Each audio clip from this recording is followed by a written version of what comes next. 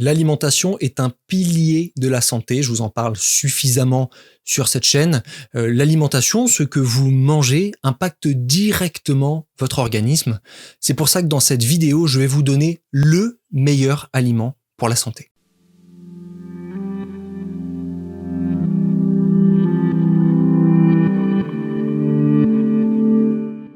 Je vais faire très court.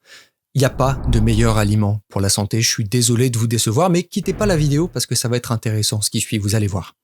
Parce que j'ai beaucoup de gens qui, sous mes vidéos la plupart du temps, ou même en consultation parfois, me disent « mais quel aliment je dois manger pour telle ou telle problématique ?» J'ai de l'hypothyroïdie, je dois manger quel aliment ? J'ai tel truc, je dois manger quel aliment ? La réalité, c'est qu'évidemment qu'il y a certains nutriments ou molécules de manière générale composées qu'on va retrouver dans les aliments qui vont pouvoir être bénéfiques pour telle ou telle pathologie. Mais la réalité, c'est qu'aucun aliment ne va vous soigner. Sauf peut-être dans de rares cas, mais dans les pathologies chroniques, c'est pas un aliment qui va comme ça déclencher votre guérison. Le secret, c'est surtout l'alimentation dans son contexte, l'alimentation dans son ensemble. C'est pas juste un élément de l'alimentation qui va faire la différence. C'est comment on s'alimente. Et donc, ce qui est important, c'est quoi ? C'est deux choses principalement. C'est le contenu vibratoire de notre alimentation ainsi que sa résonance avec notre système. Et je vous apprends rien. Tout est énergie. Tout est particules en vibration. Et donc, l'état de santé d'un système, il est largement, très largement, voire exclusivement, dépendant de quoi ?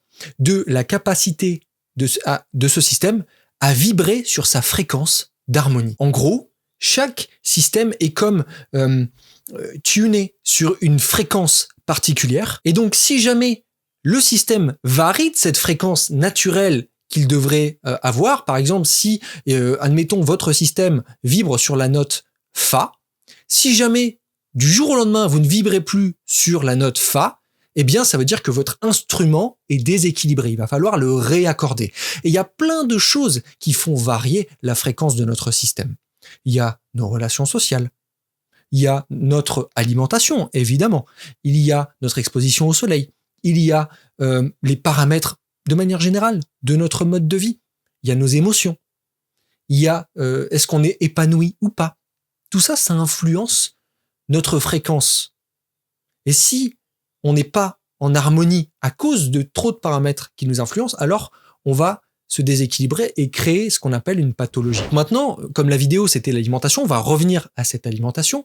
Et donc, comme je vous le disais, il y a seulement 2 paramètres dans l'alimentation à vraiment observer si on veut en tirer le meilleur de notre alimentation. C'est 1, le contenu vibratoire de notre alimentation. Il faut qu'il soit évidemment le plus élevé possible. Et 2, il faut qu'on consomme des aliments qui sont adaptés à notre système. On va voir ça, ces 2 paramètres en détail maintenant. Qu'est-ce que ça veut dire un contenu vibratoire élevé dans notre alimentation ? Ça veut dire qu'il faut que nos aliments ils soient vibrants de vie. Qu'est-ce que ça veut dire ? Ça veut dire qu'il faut qu'ils soient le plus frais possible, très proche du moment où on les a obtenus. Deuxième paramètre, il faut que ce soit du coup, en conséquence, pour que ce soit le plus frais possible, il faut que ce soit le plus local possible. Quand c'est local, c'est très frais. Autre paramètre qui permet d'influencer la fraîcheur, c'est la saison.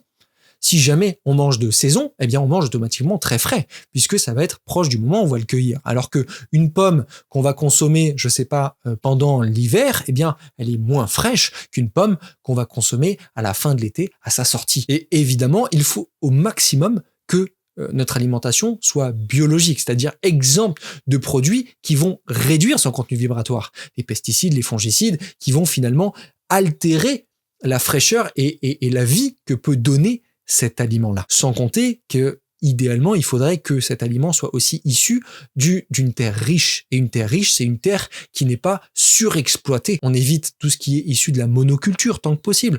On évite les terres où c'est production. C'est très difficile de manger comme ça aujourd'hui, je vous l'accorde. Mais tant que possible, se rapprocher de cet idéal. Et enfin, le dernier point, c'est quoi ? Il faut que notre aliment, on va pas le manger forcément comme il sort de terre. Par exemple, une pomme de terre, on va pas la croquer comme ça. On pourrait, mais un petit peu, pas trop. Parce que c'est pas propre à la consommation. On va la préparer. Et donc, il faut que cette transformation, elle soit la plus faible possible par rapport à l'aliment consommé. Donc, ça veut pas dire tout manger cru. Ça veut juste dire alterner, avoir un peu de variance dans ce que l'on consomme, de variété, pardon, dans ce qu'on consomme. Ça veut aussi dire, du coup, faire varier les modes de préparation sans tout détruire. Donc, ça veut dire utiliser la méthode de cuisson à la vapeur, méthode de cuisson à l'eau, pourquoi pas, on monte un peu, on monte moins en température, même si on perd des choses dans l'eau, bon, voilà, ça peut être aussi une cuisson intéressante, ça peut être une petite cuisson aussi à la poêle, au wok, rapide. Plus on va mettre longtemps une cuisson longue, etc., plus on va perdre de cet intérêt vibratoire. Mais maintenant, ça c'est le deuxième élément, ça veut pas dire qu'il faut pas non plus cuisiner, parce qu'il faut que l'aliment ou les aliments qu'on consomme soient adaptés au système qui les reçoit. Ça, c'est le deuxième point, je vous en parlais. Qu'est-ce que ça veut dire? Ça veut dire qu'il faut que le système qui le reçoit, et on a tous des systèmes différents, on a tous des microbiotes différents, de par évidemment les alimentations différentes qu'on a, mais aussi de par notre naissance. On est tous différents au niveau de notre digestion, et donc il faut que le système soit capable de digérer correctement l'aliment, de manière à ce qu'à la fin de la digestion, il ait plus d'énergie qu'avant. Alors qu'aujourd'hui, on a tendance à manger, et en mangeant, on a moins d'énergie qu'avant avoir mangé. Ça n'a pas de sens. L'alimentation doit apporter de l'énergie, doit être génératrice d'énergie et non pas consommatrice d'énergie. Et c'est ça qui est très important, c'est de trouver les aliments qui nous conviennent. Et un aliment qui nous convient, c'est un aliment qu'on arrive à digérer correctement. Et parfois, ça veut peut-être dire le cuire un petit peu plus. Parce que notre capacité de digestion, elle est moindre que si jamais on avait mangé l'aliment cru.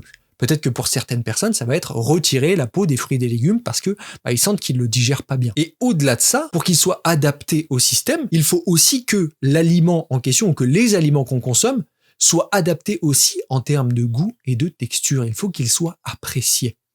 Parce qu'une alimentation qui n'est basée que sur la physiologie est une alimentation qui, particulièrement aujourd'hui, crée des déséquilibres, crée des dettes. Et donc, on va créer, on se dit, ah non, ça, je peux pas le manger comme ça, ah non, ça, je peux pas le manger comme ça. Et du coup, on crée une dette qui est telle qu'elle crée un déséquilibre émotionnel tellement important qu'au final, le fait de manger sain est moins intéressant pour la santé que le fait de mal manger parce que la dette émotionnelle, la pression émotionnelle qu'on s'impose est trop importante et va déséquilibrer le système. Donc, il faut juste trouver son bon équilibre alimentaire et certainement que le bon équilibre alimentaire, il ne se trouve pas du jour au lendemain. Il se trouve progressivement. Donc je vous invite tous et toutes à modifier progressivement votre alimentation. J'ai personnellement fait l'erreur de modifier mon alimentation comme ça. Et ça, c'est une grosse erreur, parce que ça a créé énormément de déséquilibre et j'ai souffert du trouble du comportement alimentaire. Donc, modifiez progressivement votre alimentation. Mettez des petites améliorations progressives, des petits changements progressifs. Voyez comment votre système reçoit ces améliorations. Et sur cette base, vous allez voir que vous allez créer la meilleure alimentation pour vous qui soit. Et ça, c'est très important parce que, certes, vous pouvez m'écouter sur ces grands principes et c'est pour ça que j'ai pas trop envie d'aller dans les détails parce que les détails, c'est vous qui allez les chercher à l'intérieur de vous-même avec la réponse intérieure de votre système, de comment vous vous sentez, votre intuition et tout ce qui va avec. Donc, si vous avez quelque chose à retenir de cette vidéo, c'est cesser de chercher le détail. Cherchez plutôt le système. Je sais que c'est pas toujours facile et on n'est pas tous câblés comme ça. Moi, j'ai de la chance, entre guillemets, je suis né avec la vision du système. Et j'ai du mal à voir les détails. Donc pour le coup, parfois, c'est pas très intéressant. Mais voilà, j'ai du mal à voir forcément le détail du détail. En tout cas, c'est pas que j'ai du mal à le voir, mais c'est que je ne m'y intéresse pas. Donc, voir le système, ça permet de comprendre vraiment ce qui est important. Et c'est pour ça que j'aurais jamais pu faire, par exemple, gastro-entérologue, parce que regarder juste un système et essayer de déduire la problématique avec le système en lui-même, ça ne me convient pas. Je dis pas que ça fonctionne pas.